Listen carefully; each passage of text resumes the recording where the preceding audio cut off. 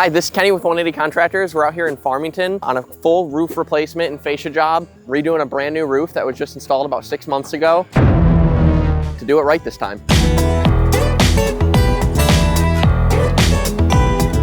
This overhang was completely rebuilt incorrectly. It was not level. It was just more of an eyesore than a benefit to the house. Before we ended up getting the roofing crew out here, we had to rebuild this entire overhang and really straighten it out. And so you'll see all new fascia and all new decking right in this area because we had to completely redo what was done.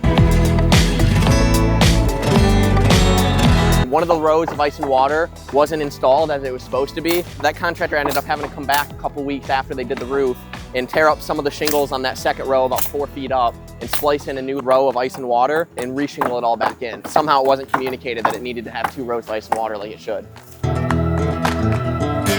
That chimney in the far back there ended up getting re-flashed. This one here, right at the 2 valleys, ended up just reusing the old existing flashing for some reason.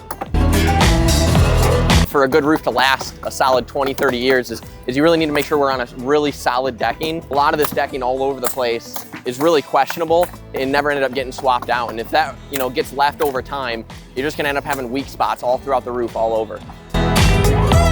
I absolutely hate seeing work having to be redone twice, and this is the exact reason why 180 Contractors was founded in the first place. This blunder over here from bad communication and a poor contracting experience ended up costing this homeowner over $15,000, and that's exactly what we're here to try and prevent. And so if you value peace of mind and have a project similar to this on the docket coming up, give us a call, and we'd love to consult on the project and take a look at it.